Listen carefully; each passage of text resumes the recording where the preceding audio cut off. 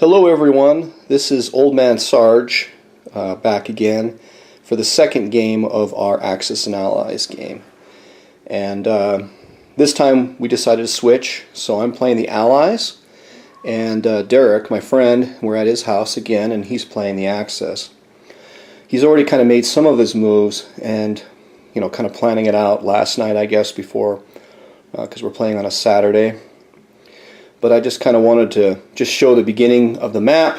Most people know kind of what this looks like already, but we might try some new strategies. I wanted to say one thing about this game before I started it.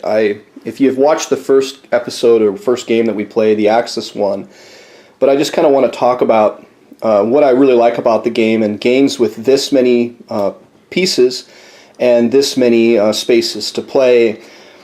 It basically allows you to try multiple tactics, I guess, or strategies in accomplishing whatever goals you're trying to accomplish. That's what I really like about this particular version of Axis and Allies versus all the ones before it, because the ones before it, you got to a point where when you played them enough, you figured out that there were specific things you had to do, to win the game. You had to have a specific strategy, and you couldn't really vary too much from that. But when you get more pieces involved and more territories, I guess, involved and spaces, you get more flexibility in trying different strategies.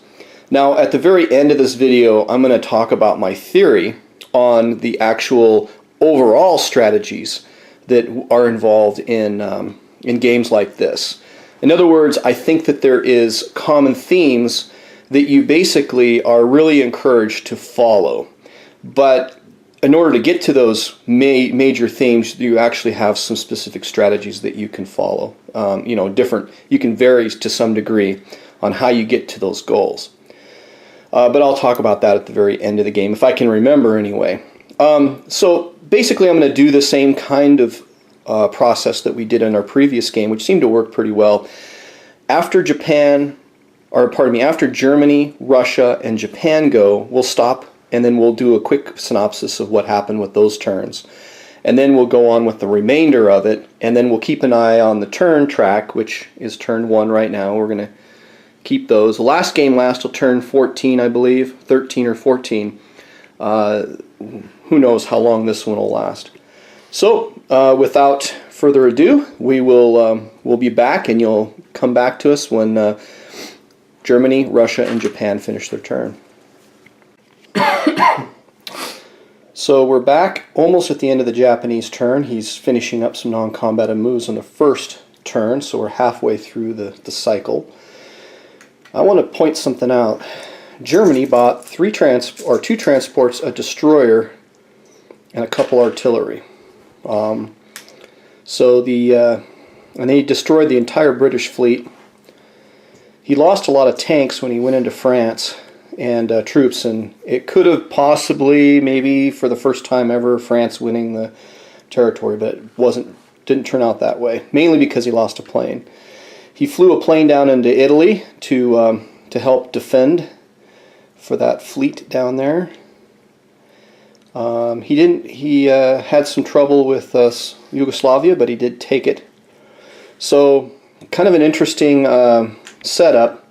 We have the potential of Operation Sea Lion here with 3 transports on one side. So we'll have to see. Germany is really threatening Britain right now.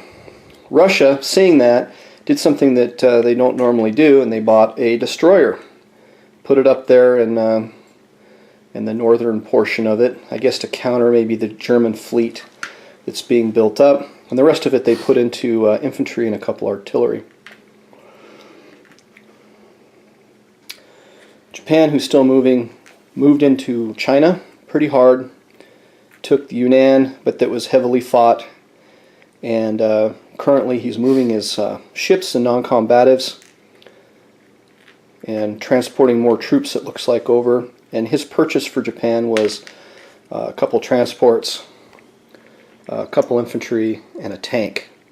So Looks like he might be pushing for the Chinese theater here, maybe take China out of the game, or maybe he's just setting up for either a second turn, a declaration of war, or third, or whatever, and maybe he's just going to go for all this juicy stuff down below. So we'll be back after the last half of the turn goes for turn 1. I don't know what I'm going to do with Britain now. That purchase that he did over here kind of really has me nerved. I think that I may have to put a lot more power into Britain itself, and that kind of ruined my plans for going against Italy, which is probably what he had determined he wanted to do anyways, to keep Italy out for another turn, another turn without me getting aggressive on them. So we'll be back, and we'll let you know how everything turns out on the end of the first turn cycle. Alright, we're back at the end of the turn 1, so everyone's gone through a whole cycle, and this has been a pretty crazy game so far, very different than what I've experienced in the past. So Britain decided to come up and take out the battleship, and they also took out the 2 submarines. They bought a fighter and a couple infantry, artillery, and they bought a transport for down here. Italy got real aggressive, and Italy is marching across Tunisia now. They marched right up to the border of Egypt, and they went over to Syria so that they could go and grab all this money over on this side. It's kind of a tough situation for the Brits. They're kind of getting pressured by Germany and by Italy at the same time. We don't know how this is going to all turn out, but it's very, very, very interesting. The British have, or I guess the Union Jack over here in India, basically what they've done is they bought a transport and 3 infantry, and they just kind of moved up, took one of the islands for some money. Australia bought a transport and an infantry, and they moved a transport and 2 infantry to Samoa. I just thought I'd try this little strategy out, moving them across the other side, the bottom side of the water. We'll see how it all turns out. So we'll be back. This is going to be turn 2. We're starting at the top of turn 2. We'll be back after Germany, Russia, and Japan go. Oh, and Japan, or China, I forgot to mention China. China retook Yunnan and put a lot of their power in that territory right there for counterattacking to keep the road open, and Britain's down below to try to help them keep the road open. So we'll be back after the end of the Japanese turn. So Old Man Sarge back, and here we are at the almost the end of Japan, Germany, and Russia's turn. Japan's just doing some non-combative moves right now. So what Germany built was another destroyer. So they've got 2 destroyers. They actually built it down here. And they built 10 artillery and I think 8 infantry. So that's what Germany built. They went up and they attacked the destroyer with a ton of air power and just wiped it out. It didn't do anything back. They attacked Greece, but they lost their infantry that attacked, and they decided they didn't want to risk losing another infantry, and they most possibly wanted to turn that money over to Italy. They landed. They took out the carrier that was there, the British carrier. Landed 1 fighter back in southern Italy, and 1 fighter in a tactical down in Alexandria, making it virtually impossible for the Brits to retake Alexandria. They were considering it, but I don't know if they're going to be able to do it now. Russia bought a fighter, which has been placed into Russia, and they bought 9 infantry. And I'll be right back because I've got a phone call. Freaking out of position. Okay, so here we are back with, sorry, I had a phone call, so I didn't want to have my phone ringing while I was filming, but, so I believe I was talking about Russia. Bought 9 infantry. They put 3 in Leningrad. They put 3 in Ukraine, and they put 2 and a fighter in Russia, and they put 1 down in Novgorod. Russia also put all their power in western Ukraine, and I guess most of it's split between western Ukraine and Novgorod. They also moved their infantry back across. Now I've noticed that a lot of people in games will fight between Japan and Russia, but I don't know. I think that the reinforcement rules of Mongolia kind of deter Japan from wanting to attack Russia, and it almost kind of deters, and I'm sure that's the purpose of the rule, deters Russia from wanting to attack Japan. And so I think it kind of accomplishes it, which is kind of cool. Japan's going all out on China. I mean, look at that. Just massive power. They're probably going to go for those money islands too. Look at all that massive power. I mean, there's almost nothing over against the United States. So it's pretty obvious that maybe he's going for, one of the older Japanese games called the Crush, where you just throw everything you can against India. So, boy, the Brits in this game are getting like hammered on both sides of the field. The Italians, as you can see, are kind of doing a dual attack on them here, and the Germans have really put pressure on the British. That is giving maybe the Russians a little breathing room, but who knows? This is very, very interesting game, how this one is flowing compared to a lot of the other games that Derek and I played. So after the end of their second turn, we're going to move to the United States, China, India, Britain, of course, Italy, Australia, and France. So we'll come back at the very end of the second turn. Okay, we are back at the end of turn 3 for all countries. So Australia moved up with their transport because that sea zone over there, which was Samoa 51 and 52, are connected to 66. So they went 1, 2, landed their troops in Brazil, took it for Australia, and gained 3 guys. So they went up $2. They also flew their planes over to Samoa, and then they built a transport in Oman, and they went up and took Dutch New Guinea. So that's what Australia did.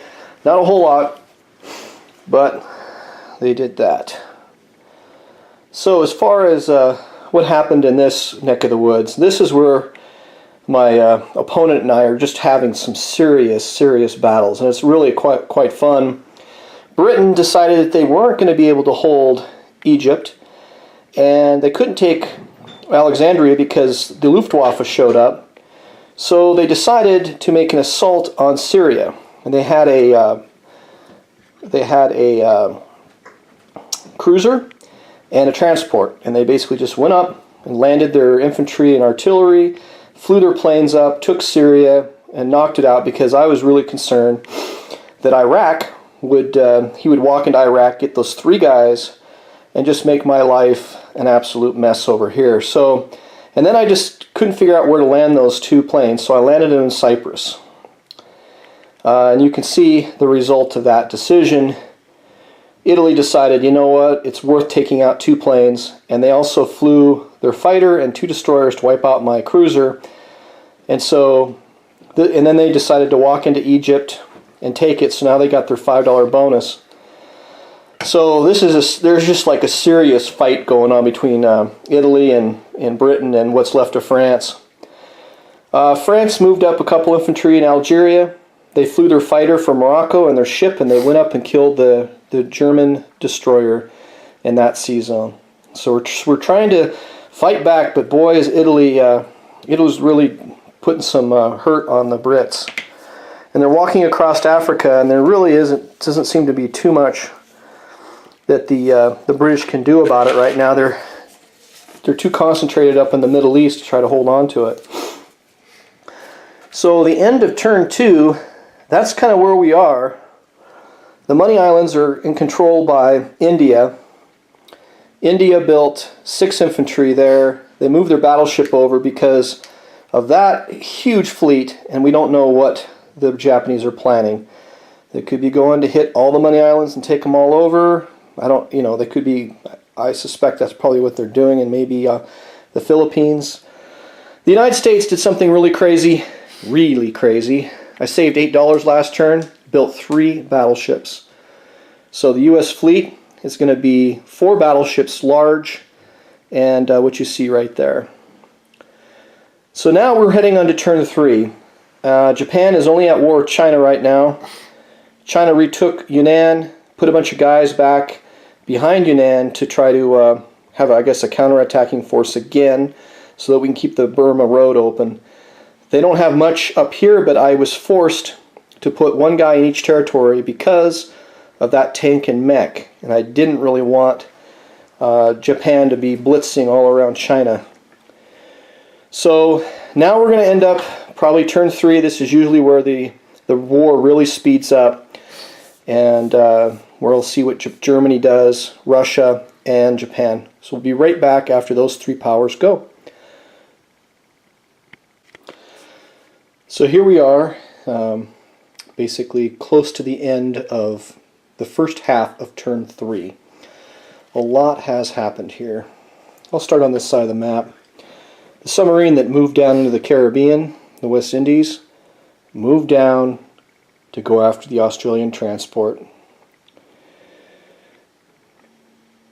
Germany declared war on Russia, moved 3 transports and a couple ships, and landed in Vyborg, which is just basically next to Leningrad, and obviously took it.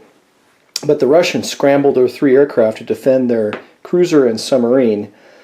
But the Germans were able to defeat that fleet. They had a cruiser, a destroyer, and 3 aircraft. And through the battle, the Germans lost a fighter and the destroyer, and then wiped out the Russians. But there was a cruiser left right here. And so it was just too juicy for the Russians. The Russians had a fighter in Russia, and it flew over and attacked the cruiser, and they killed each other. So there's 3 transports that have no defense at the current moment. But that's basically what happened. So we've got quite a few Russian infantry or German infantry here. The guys, there's like, I think there's a red shit under there. There's 5, 6, 7, 8, 9, 10. It's like 11 infantry, 3 tanks, and an artillery facing off against 21 Russian infantry and 2 artillery or 2 anti-aircraft guns in Novgorod. And the Germans also took this territory here. So they moved in like 14 infantry, 4 artillery, and 3 tanks. Behind that they have their whole 10 artillery stack moving up with the mech and this. The Russians counterattacked from western Ukraine. They moved 2 vehicles, basically 1 mechanized and 1 tank, into Romania to get the bonus and the $3 because they figured that was worth it. And they succeeded in taking it without any losses. The Bulgarians lost 2 infantry. Let's see, what else? The Russians pulled back their artillery into Archangel for a counterattack, and a couple vehicles they've got just in case maybe Germany next turn in turn 4 attacks Leningrad, which they might do. The Russians may be able to retake it. And they moved their stacks of infantry kind of back because of this enormous German stack here. For the fleets, they moved 1 submarine down to help defend the English Channel. Another one moved over, and then they've still got their destroyer over by Leningrad. And they moved their infantry back over. So that was basically what the Russians did. The Japanese declared war on everyone except for Russia. And it was very, very eventful turn. So from Henan, they spread out all over the Money Islands and the Philippines. They took them all in 1 turn. They took Sumatra, they took Java, they took Borneo, they took Celebes, and they took the Philippines. They did this all in 1 shot. Then they decided to move their fleet up for a blocking, so the Americans can't reach Japan in one turn. They built their 3 destroyers, and they moved their 3 destroyers to the Caroline Islands. They were thinking of maybe putting up a blocking fleet, but they decided to concentrate their fleet instead. In China, they are cutting the Chinese off over here. They took that territory in the north, and they have to fly their bomber back still. And then they captured 2 of these Chinese territories. So essentially, they're in the north of the road on both sections of the road in China. But they basically, this whole turn, they concentrated on the Money Islands. That's what Japan did. Threw everything they could into the places. And I don't think that the British and the Australians have enough power to really counterattack against it. But we'll see. The only highlighted spot for the Brits is they got lucky. So the Japanese didn't roll very well with all their aircraft and 1 infantry going into Hong Kong. And they were able to kill off an infantry and an aircraft, and the Japanese pulled back. And if you look here, you can see that there's there's a gap right there that maybe the Brits and the Chinese can take advantage of. And so that's the end of the Japanese turn. And it's heated up. We've got a very substantial fleet down in the Money Islands, conquering them and putting a lot of pressure on India. This game has been kind of it seems like a pressure game against the Brits, who I love to play, by the way, but my opponent knows that, and so he's like throwing everything he can at the British and just shutting them down. I mean, Egypt's gone. He's rampaging through Africa with a couple of guys. I've been trying to do my absolute best to keep him out of Iraq and stuff. But I'm losing a lot of ability to counterattack against the Italians. And now I got the Japanese breathing down my neck on the other side. I don't know. If the Americans don't come over and help soon, I don't know how this is going to go. Could be bad for the Brits. So anyway, that's where we are at the end of the first half of turn 3. Germans, Russians, and Japanese. And we'll be back at the very end of this turn when everyone else is gone. And we're back at the top of turn 4. So, to recap, the Italians are really beating the crap out of the British. So the British moved a battleship and a couple transports with like some guys, and then they moved a guy down from Syria, and they attacked Egypt, and they were unsuccessful. They, I think, got rid of an infantry artillery and didn't do very well. Then they flew 2 fighters and moved a destroyer over and took out the 2 destroyers and landed the fighters in Transjordan. And as you can see, the Italians moved down from Cyprus and Greece with 3 guys and took Transjordan over. So the Italians are doing really well. And they're just now starting to pull back because they can see the onslaught of Americans, British, and a couple French in North Africa. And the British moved transport and a cruiser down and flew through 3 fighters down to Algeria. The reason the British could do that is because they flew their bomber from England over and destroyed the 3 naked transports and landed in Leningrad. So that's what the British did. Down below, British bought transport, a guy, and the Italians moved up with infantry and artillery. And then over here, the British bought a transport just so that they could transport some guys over. The Italians bought 7 infantry. That's all they bought last turn. And kind of built up Italy a little bit. So Italy, doing well. They've gotten their $5 bonus almost every time. They're taking large chunks of Africa from the British. And the French are kind of taking a little bit back for the British and pulling some defensive duty over here. India moved up at 6 infantry to the front lines, pulled their aircraft back, just basically because they're waiting for a counterattack potentially on Yunnan. And they got this whole threat down here still, so they tried to, like, I think that's 6 infantry, 3 anti-aircraft, 3 fighters, and a tactical to defend India against maybe this attack, but he would be kind of light on troops, but he'd have quite a few aircraft and some free shots with his fleet. He might go for it. Australia built a fighter, and they have all their original territories, and Malaya is an allied hand, so they get that $10 bonus, $5 for one and $5 for another. They also flew their 2 fighters to Brazil and moved their transport up, so they've got 5 infantry and 2 fighters to help the Allies potentially attack the Germans or the Italians in the Mediterranean. The French pulled their ship back because it's very possible the Italians can come through that now, and there's really not much the Allies can do to stop it, although maybe they could. We'll have to see what happens. So this is the end of turn 3. We're going to move to turn 4. Oh, the Chinese, by the way. Chinese took over some territories. They just walked into them. They attacked this stack with their stack of infantry. Everybody died. They put 3 new infantry back in this territory. The road's still held by them. They pulled their fighter and 3 infantry back from the road because of that enormous stack of Japanese infantry and artillery. So yeah, it's pretty bloody.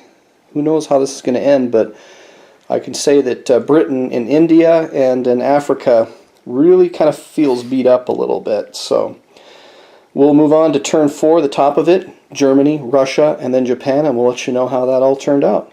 We'll be right back. Alright, so I'm back. We're back with turn 4. We're midway through, so Germany, Russia, and Japan have gone. Germany is insisting on defending Egypt, which is good. I've been trying to whittle it down, but I just can't seem to take it. Germany flew a bomber and a couple fighters and took out the fleet in the Mediterranean, so there isn't any fleet there anymore from the British. Let's see, what else? Germany bought some infantry and some tanks, and they're still trying to put pressure on Russia, and this is the big thing. Germany shifted from eastern Poland and moved their force, whole entire force, up to the Baltic states, and then they took over Karelia with the northern force. So Leningrad, the Russians basically evacuated Leningrad. There's just too many Germans there, so they pulled back to Archangel, and they moved their troops up from Bryansk up to Smolensk, and basically, yeah, they're just trying to pull back and hold on. They did move some infantry up to the front lines against the Italians there. The big news for the Russians is they declared war on Japan, and they moved. Japan had moved a tank, a mech, and I think artillery into Kansu, and so the Russians decided to help the Chinese out, declared war on Japan, and flew their fighter from Russia over to help 6 infantry, but 5 Russian infantry got destroyed in the process. So that's what happened there. Now on to the Japanese. Japanese are now at war with everyone on the Allied side, even Russia. They moved their troops from this territory here called Shensi, and they moved it south, right onto the Burma Road. So the Burma Road is broken finally, and there's really nothing the Chinese can do about it this turn. They also wiped out quite a few of the infantry that were straggling around, and they took Kwangtung. So the bonus dollars that the India Union Jack guys were getting is gone now. So they've got a pretty good counterattacking force there, and yeah, Burma looking kind of scared right now. Japan also moved their entire fleet, which is this marker here represents the Japanese fleet, and I'll zoom in. Here's the Japanese fleet: 4 aircraft carriers, 6 total planes, a couple battleships, couple cruisers, couple destroyers. Yeah, this entire fleet is right here, and at Malaysia, and they have a naval base now, so they can threaten quite a bit. They can threaten India. They can also, even threaten, I think, let's see, 1, 2, yeah, even Queensland is threatened now with that entire fleet. So quite a bit. They wanted to try to take out the American fleet because they were scared that the Americans would group up with the 3 battleships. But they got one less hit. I think they got 4 hits versus the 5 American hits. And the Americans were able to damage a couple of their capital ships, landing their planes on the island. So that battle, they retreated to put a blocking force so the American fleet cannot reach Japan, nor can it reach over to try to free Manchuria or any other Chinese territories. However, the Americans are in shooting distance of the Philippines, which might be worth it for them. So that's kind of where we're at the end of turn 4 for the Germans, Russians, and the Japanese. We'll finish up with the Brits, the Aussies, the Italians, the Chinese, the Americans, and what's left of the French. So we will return. And so here we are at the absolute end of turn 4. What happened in turn 4? The Americans took over Tunisia, blitzed through. That opened up mechanized from Britain on their turn to go to hit Tunisia and then hit Libya, which had an artillery and infantry, and they hit it with 3 fighters. So they killed the Libyan force, but they got killed in the process.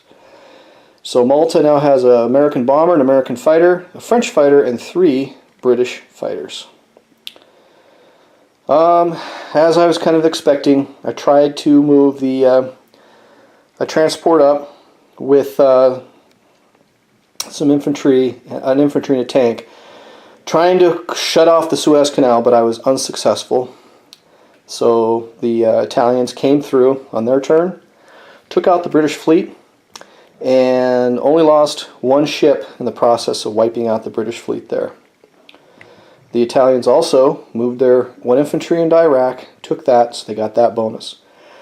Italians are doing really well right now. They, of all their bonuses, because there's no fleets in the Mediterranean, they have 3 of the territories, Greece, Egypt, and South France.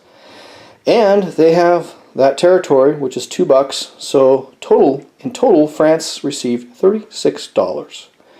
So France is doing, I mean not France, pardon me, that I was meant Italy. Italy's doing incredibly well. They backtracked a little bit and attacked the Frenchmen in Belgium, Congo.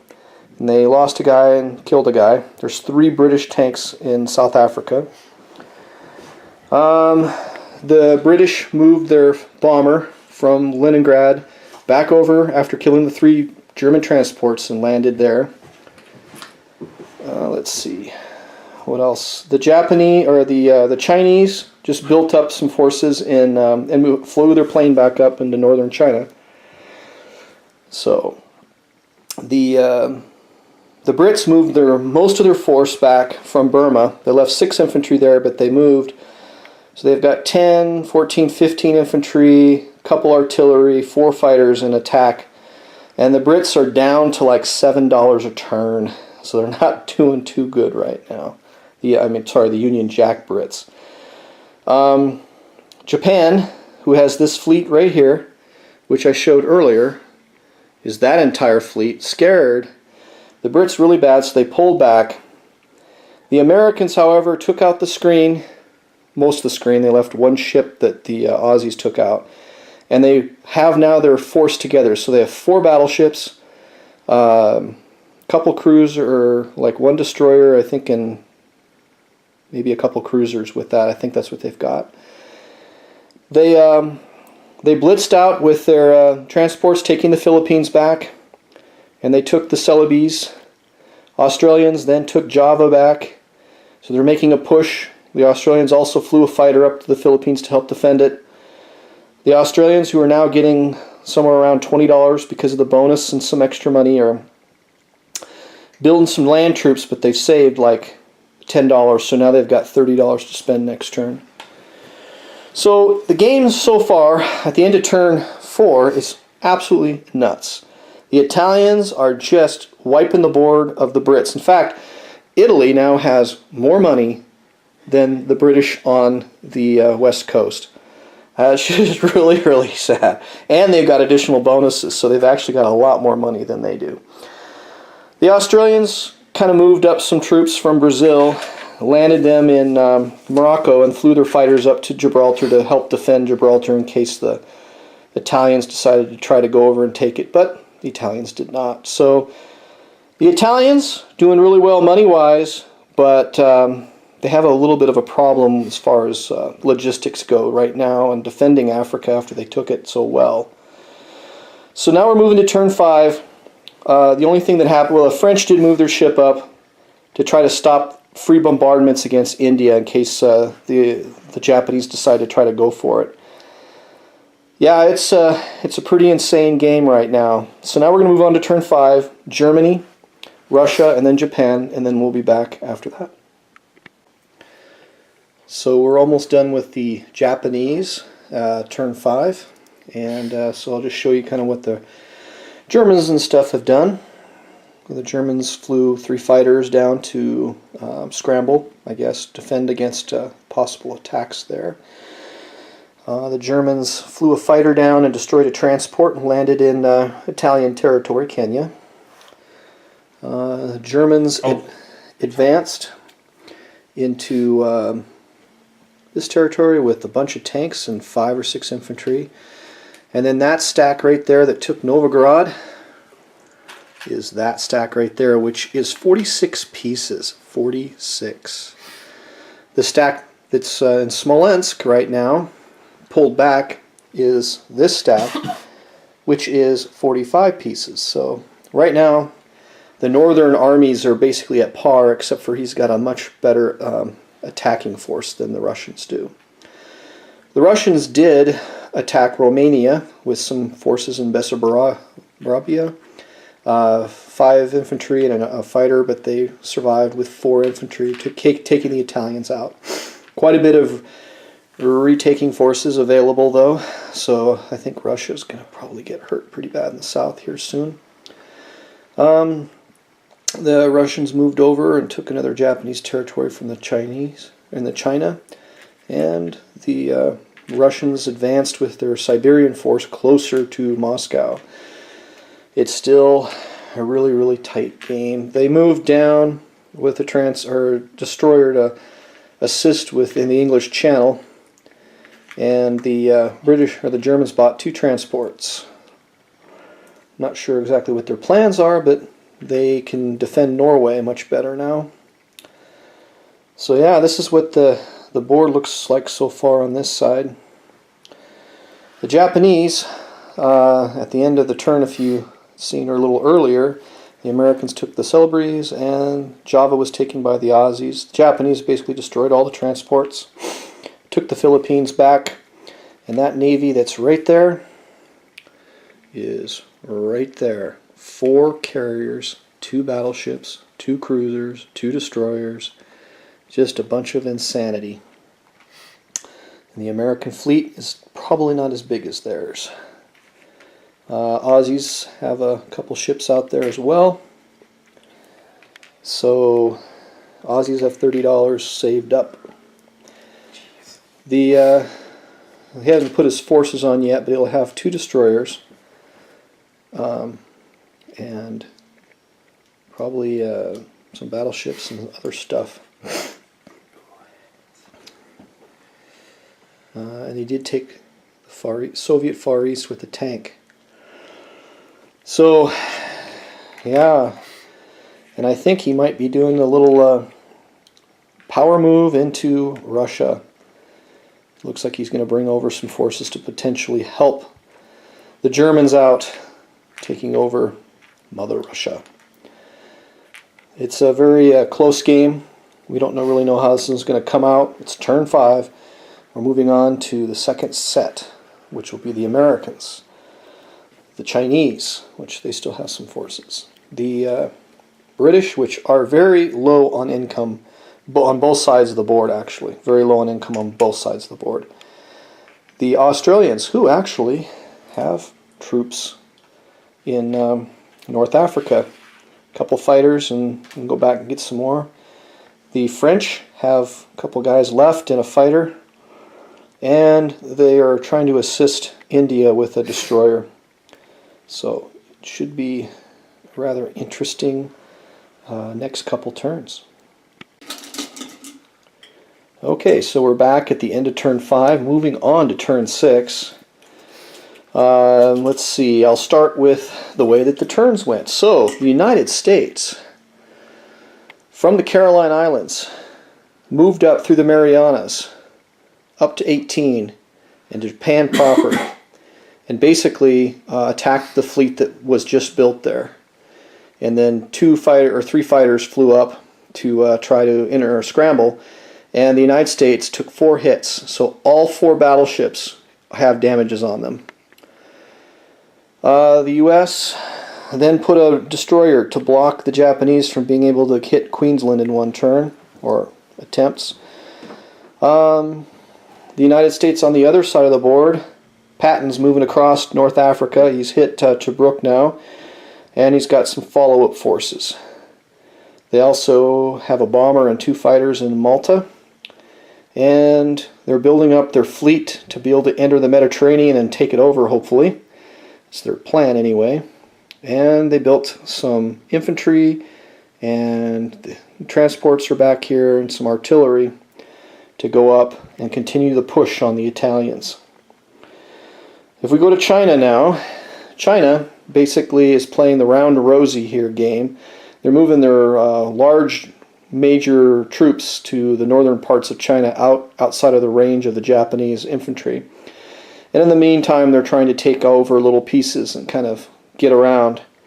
They also attacked with a fighter and 3 infantry into Yan'an and took 1 casualty from the Japanese, but then lost all their infantry.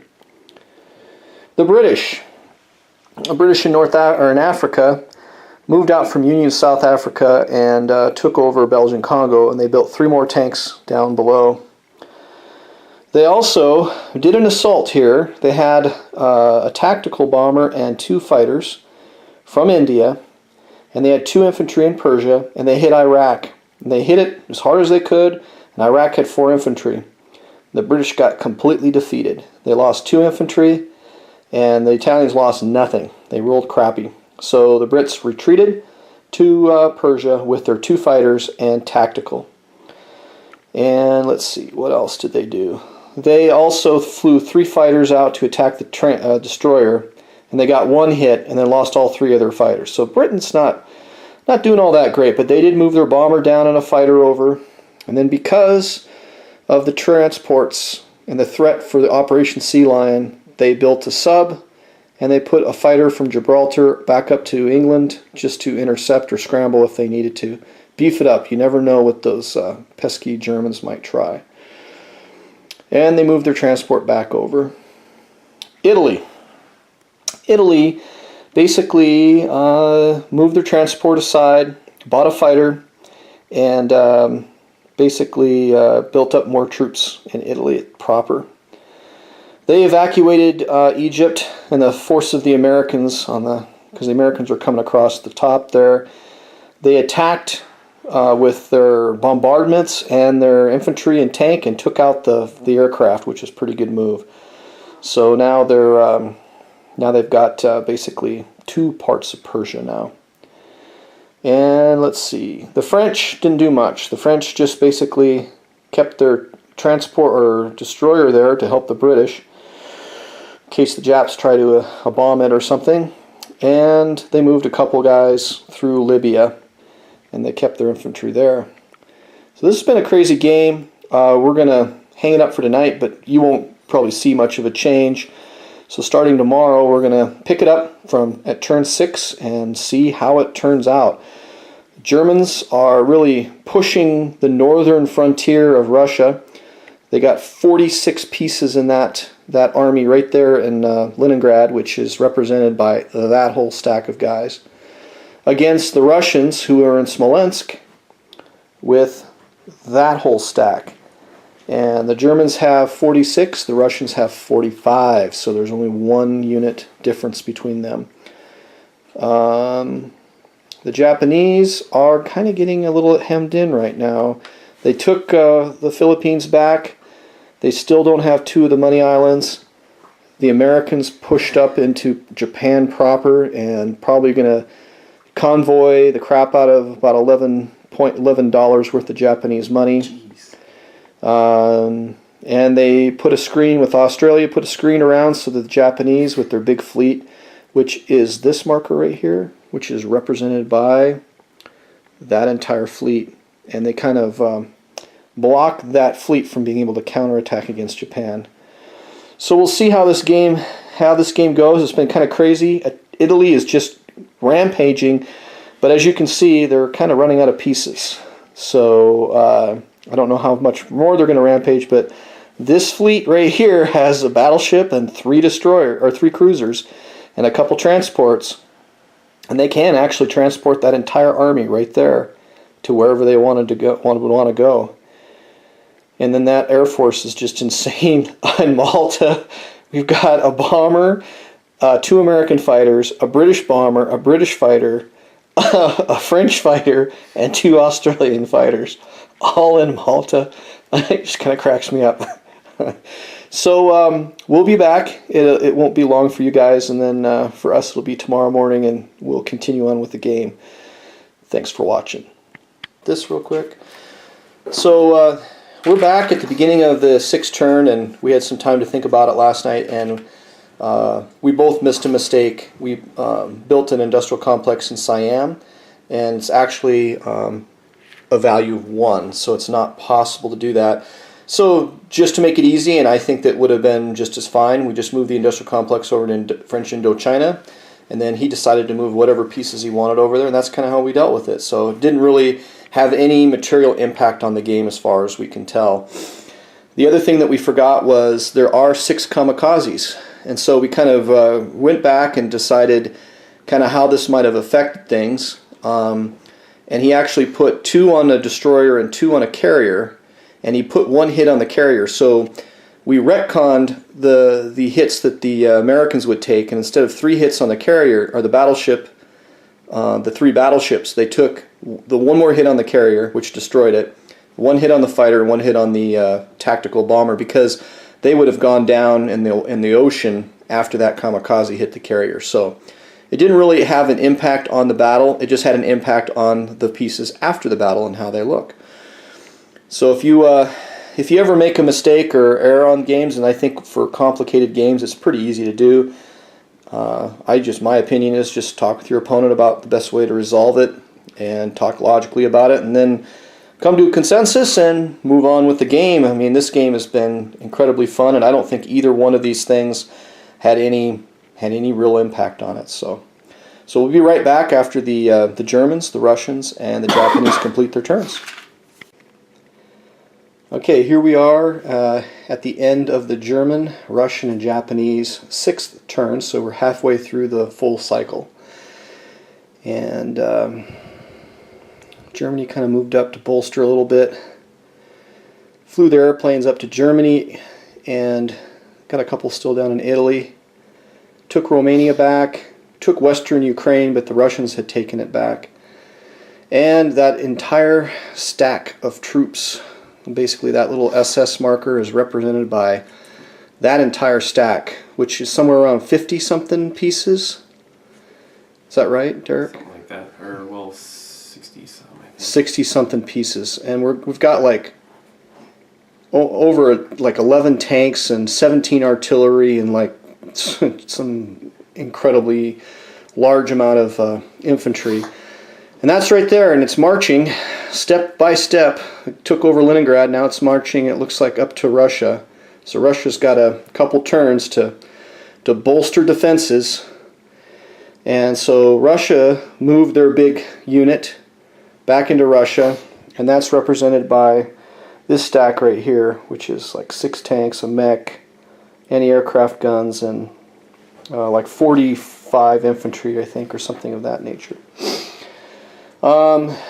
Russia kind of moved up to defend the Persian area, maybe take it back from the Italians if they pull out, move their infantry closer to Moscow, Russia, just in case Kazakhstan was defended, just in case the Japanese decided to come across. And That one infantry is still marching across. Japan ran across the Siberia with their tank, blitzing across, taking money away from the Russians. Sub's kind of trying to run away. It's going to die, it knows that. Did not do anything with the fleets here, and instead, well, in China, Japan's trying to mop up some of the Japanese in China, or the Chinese, pardon me, in China. Took Yunnan back, bolstered up their defenses in French Indochina, built another industrial complex. But the big move was they moved from the Philippines down to right here. And they went after Queensland. They had 8 pieces attacking 8 pieces, and my opponent rolled so bad I couldn't believe it. And so the Aussies survived, and there's no attacking power left with the Japanese. That fleet marker right outside of Queensland is represented by that fleet right there. So it's an enormous fleet, but there's no land units anymore. So the Aussies are breathing a sigh of relief to that. Japan will probably have to move that fleet back to go get some more units. The convoying didn't do that great. It only took $7 away from there and that destroyer there.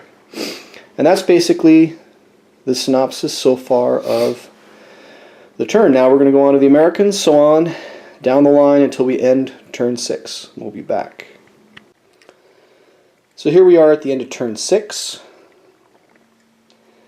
The Americans moved their entire, they got 7 transports, tons of infantry and artillery and some tanks, and they moved back to Gibraltar, and Britain built a air base in Gibraltar, as it was pointed out as a good strategy in the last game. And then they moved their fleet up to deny the bonus dollars to Italy. And so now they can scramble 3 fighters to defend that fleet in case Germany decides to go after them. Australia built a artillery, a fighter, and a transport in Brazil. Britain built a transport, a couple infantry, and of course they built that air base. They didn't really do much else. They did take Africa back, so finally Montgomery is moving his tanks around, but only because Patton has already basically accomplished all of the goals for him, because Italy basically kicked the crap out of Montgomery in this game. Italians are trying to...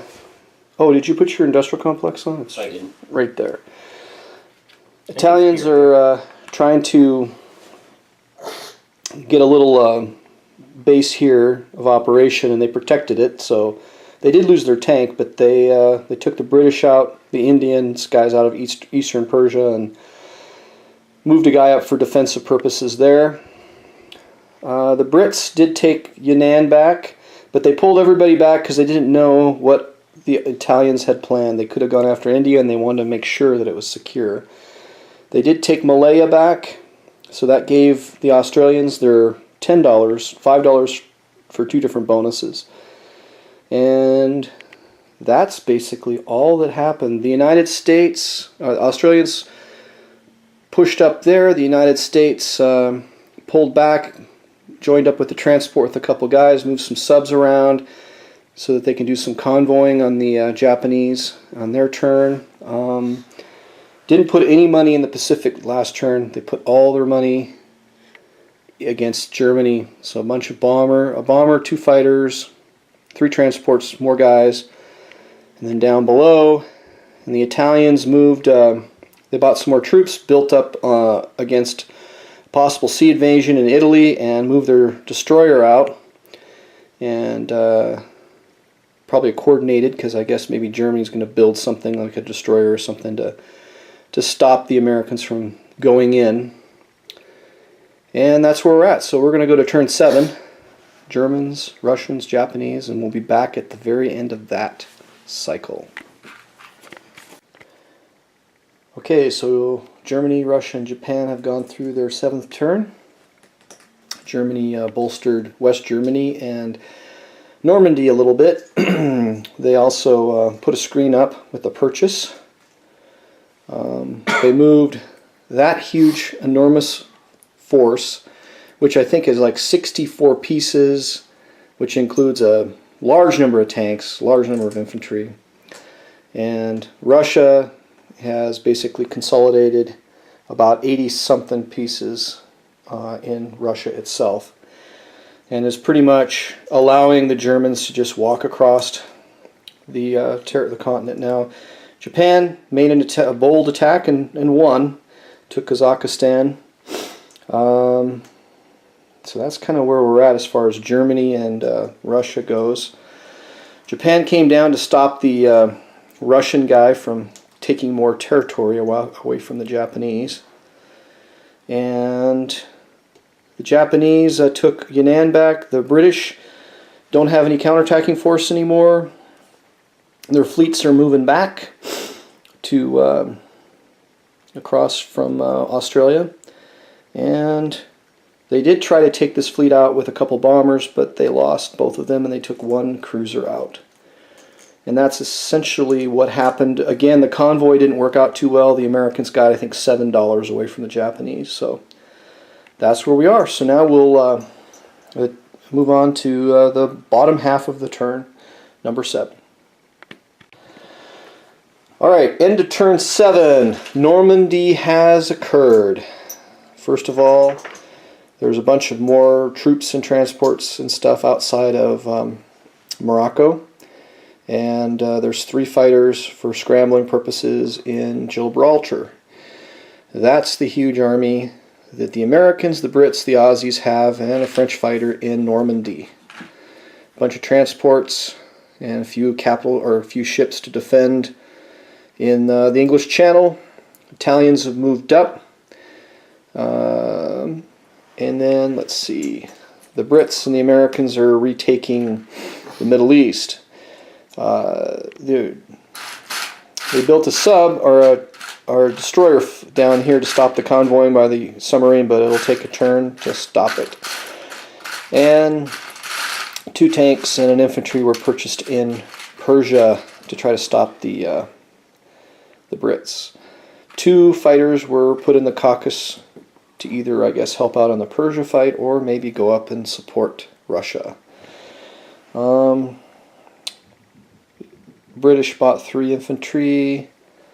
2 Aussies fighters flew over to Malaya, and the Aussies bought a transport and a man for this side of the theater, and a transport man and artillery for this side of the theater. And that's where we're at for the end of turn 7. So we'll be moving on to the first half of turn 8. Okay, we're halfway through turn 8 now. The Germans are building up, putting some more guys in Germany just in case. Italians, of course, are up there in France defending. They did fly their Air Force out to try to hit the fleet. It was just too much of a target, and it ended up not working. They got rid of 2 ships, and they lost 4 aircraft in the process, but they had to try to stop the Allies from hitting their shores. Germany flew their Luftwaffe down into Persia to bolster the Italians down there. Germany's stack got bigger. It's like, I don't even know how many pieces, but it's enormously huge. And the Russian stack is right there. It's like, I think it's like 90 some odd pieces, maybe. Not quite 100 yet. Japan flew off of their fleet, which is now up in the Philippines, but it was down in Java Sea. They flew off of it, destroyed a French ship, and then landed in West India to protect it. They took a lot of territory away from India, and they bolstered a little defensive against China, and they took the Americans out in Korea. And that's kind of how everything looks now. That fleet right there is that fleet right there. It's a bit of a pain for the Americans, because you can see the American fleet is not as big. The Americans haven't really been putting a lot of money in this side. They've been concentrating almost all of it on the other side. So now we'll move on to the Americans. the Chinese, British, Indians, Australians, and Italians. And we'll be back at the end of that. Turn 8. Okay, we are at the end, the final turn 8 turn. So I just finished with the Australians for the most part, so I'm just going to go over them. To transport in the Mediterranean by Gibraltar, and one on the other side, and there's 4 Aussies and 2 artillery. The Americans attacked Denmark. The British attacked Belgium and took it and held it so far. The the Americans took southern France. The Italians took it, and then the Aussies took it back. That's kind of what happened over there.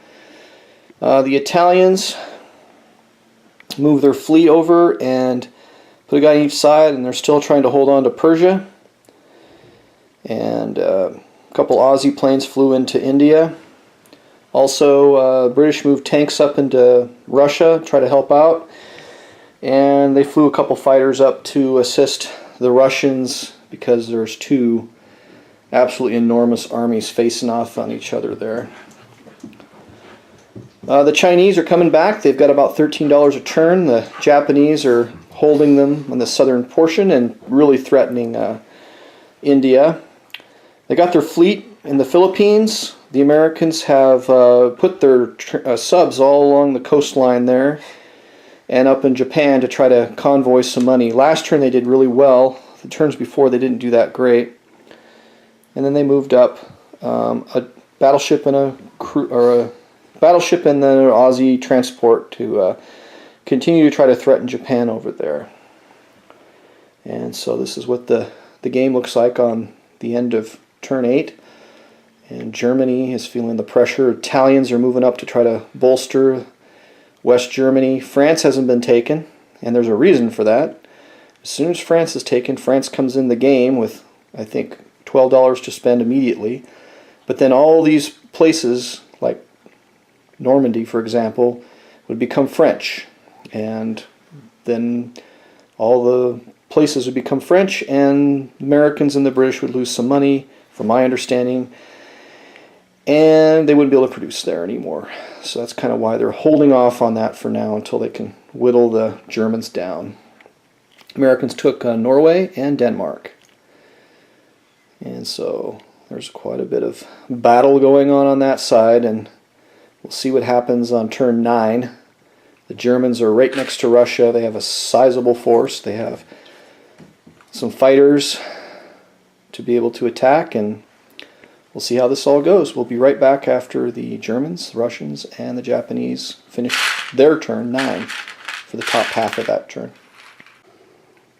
Okay, so here we are at the midway point on turn 9.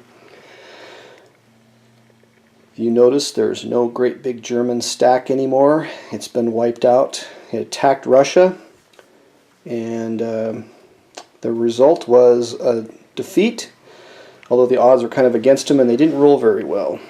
The Russians then just essentially exploded out of Russia, blitzing like everywhere and taking massive territories back, knocking the Japanese out of the main portion of Russia.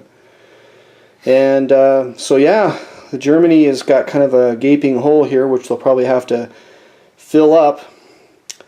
The Italians and the Germans have built massive troops in Western Germany, a couple ships and 3 fighters to shore up the defenses against the Americans who might come in next. Let's see. So that's what happened over there. The Russians, of course, we just talked about what they did. They're taking all their stuff back. The Japanese are resurging. They moved from the Philippines back up to their home territory with that enormous fleet right there, buying 4 more destroyers, which are on the stack in the back, and wiped out the American fleet that was trying to convoy them for so long. And that was a mistake on the Australian players, because they could have blocked that move, but they didn't. So I'm cursing the Aussies right now, even though I was playing them. So now America's got to shift focus again, it looks like. I don't know if they have enough strength in this side of the world to finish off Italy and Germany, or whether this is going to be just kind of like a Russia coming back, because I was really worried about Russia losing this front, and now I'm not so much worried about Russia. I'm more worried about Japan again. So and India is in dire straits. So that's what it looks like around India.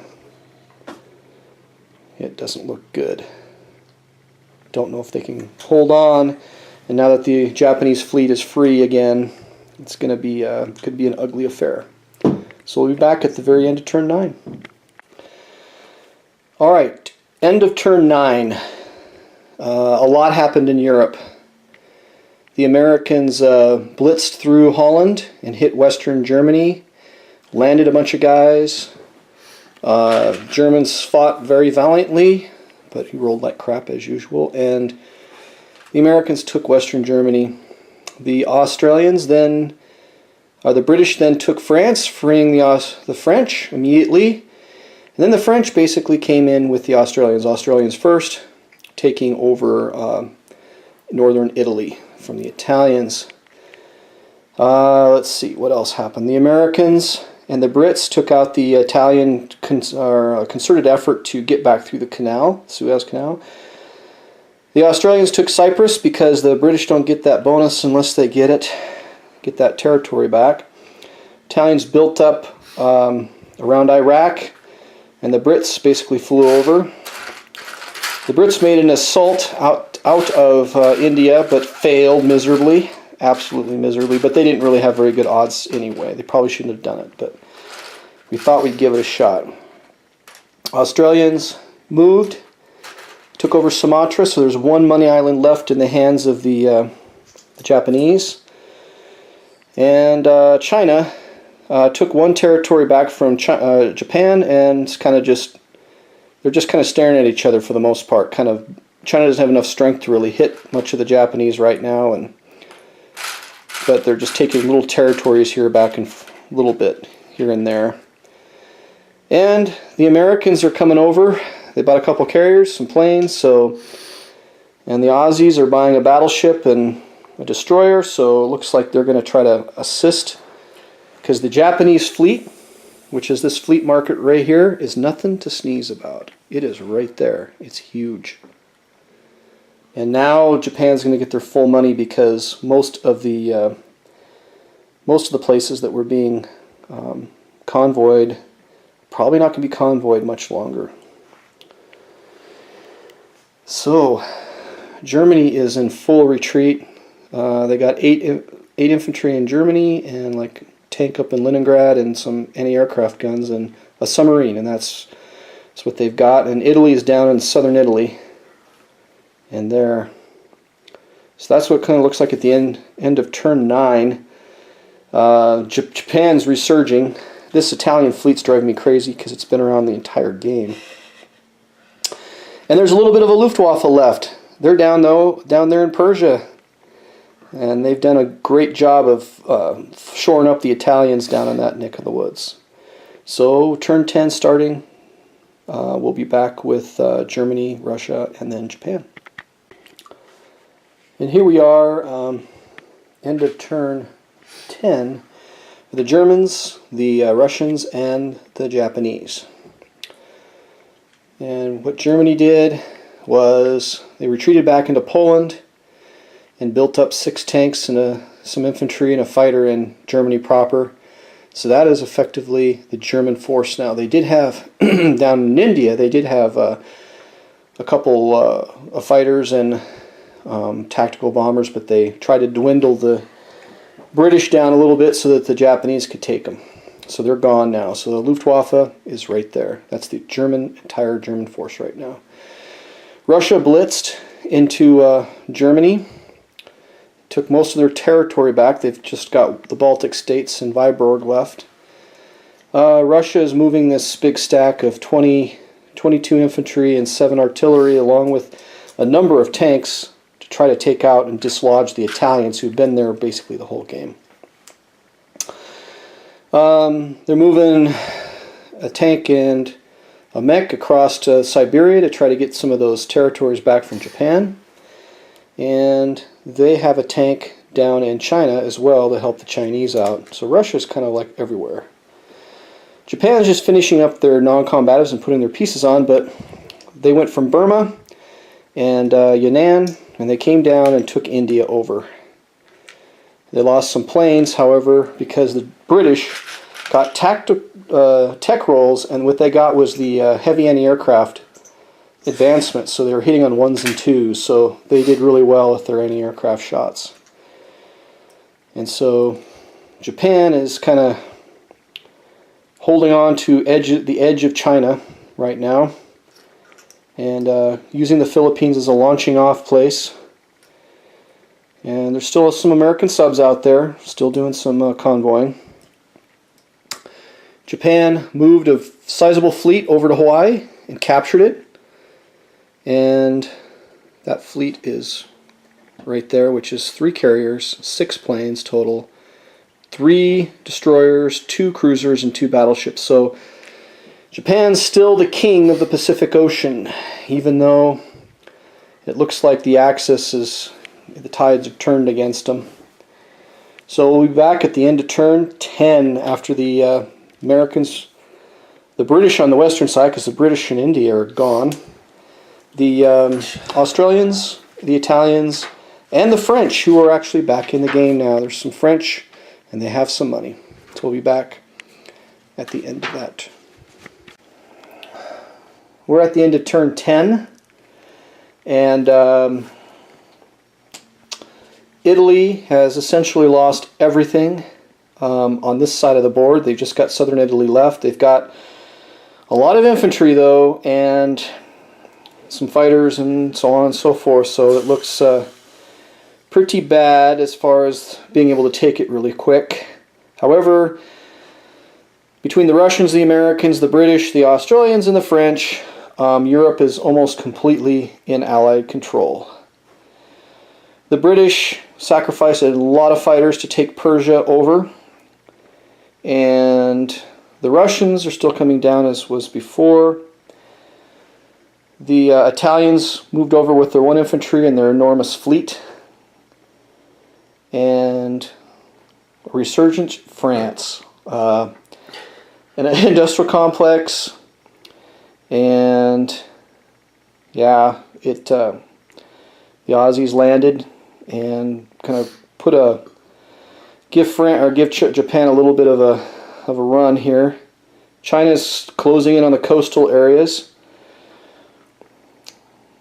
Japan is, America, all the money islands are in Allied control again, but Japan is right there. And Australia decided to try to build up a fleet to face that Japanese fleet that took Hawaii, and they put 1 blocking destroyer in the way, the Johnson Islands, so that they couldn't go down and hit Australia in 1 turn. The United States built 9 destroyers, a submarine, so they've got all that, and they landed some guys that were going to come over and start going and island hopping, and they decided they needed to defend the west coast first. We don't know where Japan could go with that fleet, but they've got a lot of options. One thing that was interesting that happened was Britain flew over with 3 fighters and a bomber to try to bomb the industrial complex. And they decided not to go up because Britain now has industrial technology jet fighters. So their fighters are attacking on a 4 normally, and they also hit on a 1 and 2 when they escort bombers. So the Italians were basically, they didn't want to fly up and try to stop it. But they got lucky and they shot down the bomber, so it didn't even matter. The bomber's gone. So that's kind of where we are at the end of turn 10. Basically, the only thing left on this side of the map is Italians in southern Italy. They're the ones holding out, and the rest of the area has basically fallen. We'll be back at the end of turn 11. The Japanese, the Germans are gone, so it'd be just the Russians and the Japanese basically. So we'll be back after that. So here we are, essentially at the end of the game. And this is a turn of events. Holy crap. Okay, so it looks to me like there's a victory on the Axis side, and you're going to just laugh your ass off when you find this out. So here's all what Europe looks like. So the only thing left is Italy.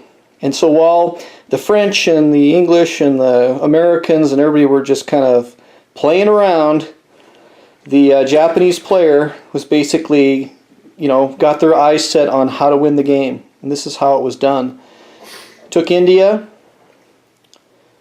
took Hong Kong, took Shanghai, that's 3. Took the Philippines, that's 4. Tokyo, that's 5. And Honolulu, there's 6. He put a couple ships out there to basically block the Americans from having any possibility of taking back the Honolulu territory. There's no ships in this sea zones down here to be able to take back that. And the Chinese might have a chance, but it would be like a very long shot. They'd have 3 infantry and a fighter going after Shanghai, and that's just too beefed up. And there's nothing close enough to Italy. So Russia, of course, isn't close enough, and there's nothing there. So good game for the opponent. Derek has basically snapped the jaws of defeat and made a victory out of it. The main reason is, and this is a lesson for anybody playing this game, you got to keep your eye on the victory conditions, and the victory conditions are 6 cities on the one side. In second edition, now it used to be different on the first edition; they just added all the cities up. But in the second edition of 1940, you can win on either side, and that's basically what happened here. Even though they were like falling back and running out of pieces, they were able to accomplish it. Mainly because I think America took their eye off the ball. Let Hawaii go, didn't even think that they had to hold on to that. They just totally blew it, basically, in my opinion. So let's just talk a little bit about the strategy. So, Derek, you were playing Germany and Italy, and kind of what was your thoughts on the strategy with them? Try to take Egypt, or as much of Africa as you could. Take the oil fields, which was different this time with Italy. Can get to that almost right away. And then Germany just tried to go for Russia, but they outpaced in pieces. Just America came so heavy. And I tried to build some defense back, which you should probably do from the beginning of the game. Save up a few pieces every turn, which will slow you down, but I think that it takes a while to build up to take Russia. So my strategy on this side was Britain. I wanted to crush Italy. I wanted to, bring a bunch of stuff over from India and in Britain and just basically crush Italy. And it didn't turn out that way. In fact, you bought 2 transports with Germany right off the bat and a destroyer, which scared me. And I know this is kind of what happens with that strategy that's called the Sea Lion. It scared me pretty good, and Britain just kind of fell apart, and Italy just trounced. I mean, they had almost all of Africa, except for the very corner of North Africa, and they had gone into the oil fields. I mean, Italy, in my opinion, just they outplayed the British. So that was very good on your part. It took me a long time to hem them in. Russia, it turned out to be kind of like who could come up with the most pieces. And that's really hard for me with Russia, and I think for any player, to figure out how many additional pieces I need to hold on to Moscow.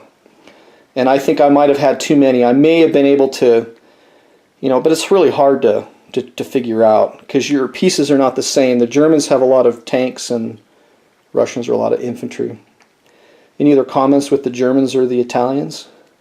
I think a lot of artillery was a benefit for the Germans, but just the total number of pieces, it was almost 2-to-1 by the time that I got to Moscow. So even with combined forces, it was not in my favor. And, lost a lot of air power trying to stop invasions. At that point, America and Britain and even Australia had tried to invade. So now what about Japan? Japan is one of those countries that you don't like to play that much, it seems. It takes a long time because you have to, there's no way we could even plan out ahead of time because there's so much that changes, and I've yet to figure out how to contain China for a game. They just, especially with the help of Russia, even slight help, it's really hard to contain them. Well, you hammered India early. You came down with your ships and you went after the Money Islands like right off the bat. You didn't even look like you were going to go after Australia or America. Do you think that was a good plan to do that? Yeah, Money Islands early, but I mean they got taken back pretty early too, and just keeping the fleet together, I think was a benefit too, because it deters your opponent from trying to stop you, because it could be very risky.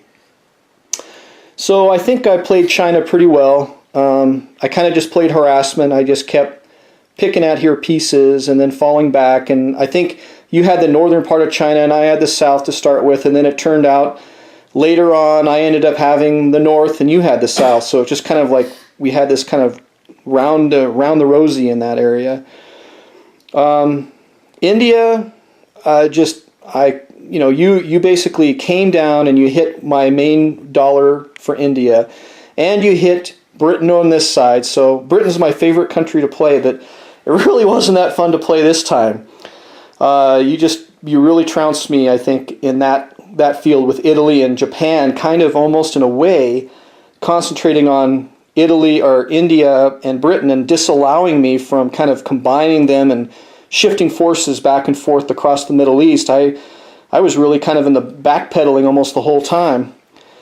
So I think that was really good. The United States is one of the trickiest countries to play, I think.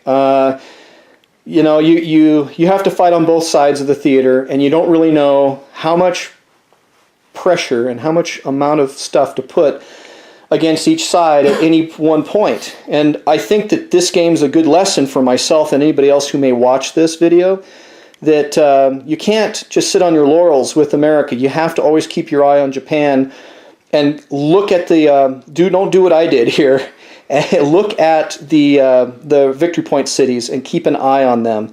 You need to make sure that you have Japan at 4 or probably 4 would be comfortable. If they get to 5, you're going to be really concentrating on holding on.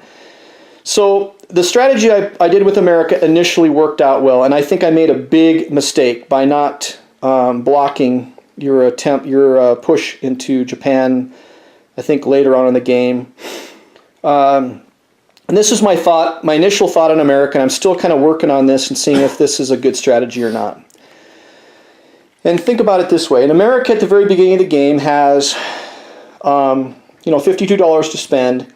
You need to build up a couple transports and a destroyer, maybe another ship, and then maybe you put 3 submarines on the other side, which is what I did. The reason that I don't think you need to put a ton of stuff is because every game I played with America, I played with heavy against Germany, and I've played it where not so heavy, and it doesn't seem to really make a difference that much. It seems that you push about the same speed across Gibraltar, threaten Italy and stuff, and it doesn't really seem that, the more money you put, you don't really seem to have that much of an edge in speeding up the timetable. And so what I did this game, I tried it, is I saved $8 in the first turn and I bought 3 battleships. And the reason I did that was I figured that's really hard for Japan to deal with. So I have 4 battleships for Japan to have to deal with in Hawaii. If Japan lets me move them up, I guess. And if they don't, then I have a pretty good counterattacking force if they hit the Hawaiian Islands with my fleet initially there. The other thing it does is it allows me to launch my submarine attacks out, further, which I think I tried the convoying and it seemed to work pretty well, except for my rolls weren't that great to start with for the first couple turns. But, yeah, look at that. Japan wins. I mean, you can almost just look at the map here and see where the cities are just by the yellow blobs, because that's where Derek basically said that's all I need to win the game, and he did it.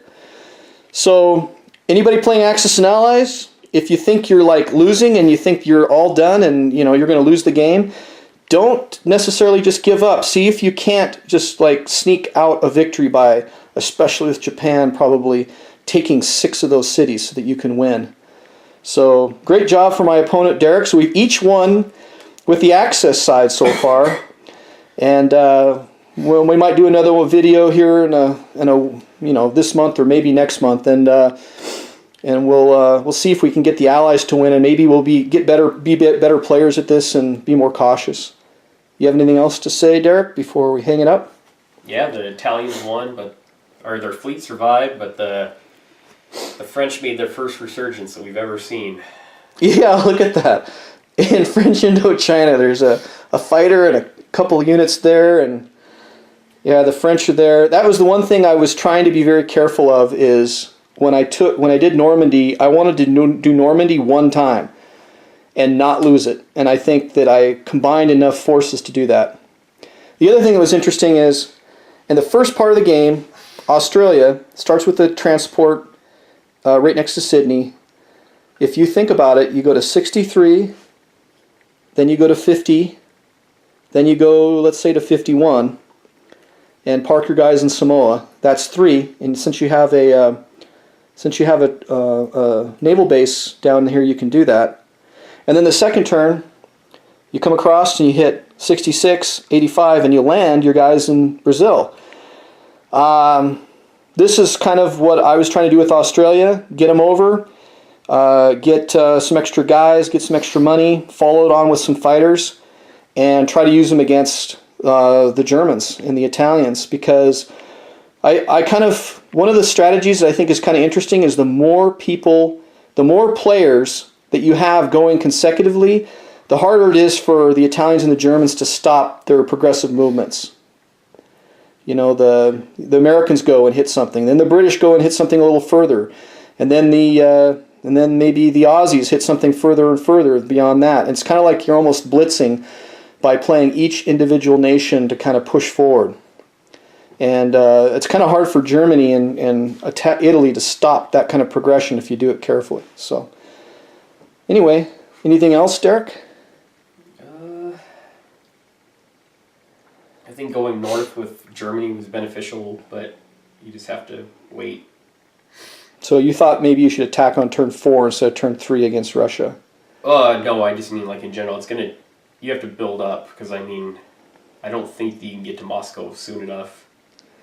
And Japan may, if you build a fleet, don't throw it out there. Like I threw out my fleet earlier of transports and destroyers. I should have really just held that in and then probably put some more land units into China, so then I could have pushed through China and then hit Russia in the back. I think that would have helped out tremendously. So the thing that's really cool about this game, I really like, and I think the reason that a lot of fans like this game is it's big enough, as I've said earlier, that you have multiple different kinds of strategies that you can try to utilize or use. I said earlier in the film that I was going to talk a little bit about the general themes. I honestly still believe that the general theme for Germany is Russia. I mean, the bonus dollars are really there, and you need to keep Britain on their toes, and Derek basically did that with buying the couple transports and a destroyer. It really kind of made my scratch my head and wonder how I was going to deal with that. There was one strategy that Derek used that I thought was absolutely brilliant, and you'd have to rewind to find it in the video, but there was a point at the very beginning of the game when Britain was in Egypt, and he came out with his battleship and I think 2 cruisers or maybe 3 cruisers and a transport, and he landed guys in Syria. And then he also moved guys up at Alexandria. And then he flew the Luftwaffe down to defend the guys in Alexandria. And so I'm here in Egypt with a little bit of a force. I mean, I could probably take either one of those without the Luftwaffe involved. I could have taken either one and decided which one was the most convenient to take. But he kind of forced me to go and hit Syria and give up Egypt because I couldn't hold on to all of it. So I had to make a choice. So he forced me, by having kind of a 2-pronged attack, to have to make a decision. And I mean, I could have maybe pulled back to Sudan, maybe that would have worked, but then he would have still probably landed his fighters in Egypt and just pushed me back, and I would have lost all the Middle East. So it really put Britain in a bind. I mean, I was really kind of just backpedaling, just falling back. some people will say you need to do the Toronto raid, and that actually may be like a centerpiece of what you have to do with Britain, because I'm starting to think that if you don't deal with that Italian fleet and knock those transports out, and it's going to be real. You're going to have a tough road to fight, and you're trying to fight until the Americans come in. So maybe the Toronto raid is kind of a must. I have heard people say that online. I'd still like to kind of experiment a little bit to determine if that's the case. But wow, that really threw me back out of Africa, and I couldn't really use my combined fleets very well effectively, and yeah, Italy just kind of ate my lunch over there. And I don't know. I could have done a lot of things differently to stop this, but my main lesson that I learned in this game is keep your eyes on the victory point cities. And, I think I could have stopped this if I would have just kept my eyes on those, but I didn't. So, end of the game. Good job, Derek. Anything else? No, not that I can think of right now.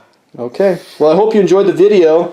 And we're not like professionals or anything at this game. We're trying different strategies and the most effective things and counter plays and everything. We just really enjoy kind of the back and forth that we have, as players. And if anybody has any advice on, beyond the obvious, which is, what the hell are you doing letting them take 6 cities when you're winning the game, right? But, learn your lessons, and don't try not to repeat the losses that you've had and why you made those losses, but be kind of critical and don't get upset. It's just a game. So that's kind of how I look at it. I just had a blast playing this one. It was really fun. All right, so we'll post this video, and we'll look for your comments, and we'll be playing some more games, and maybe we can shut the Axis down and not have them win anymore. But it's really one of the biggest problems I find with the Allies is finding the right level of where you put your money. Especially with America. America really kind of has to balance it. That's their real job, is to balance the money from Japan to Germany. And it's difficult. All right, thanks for watching.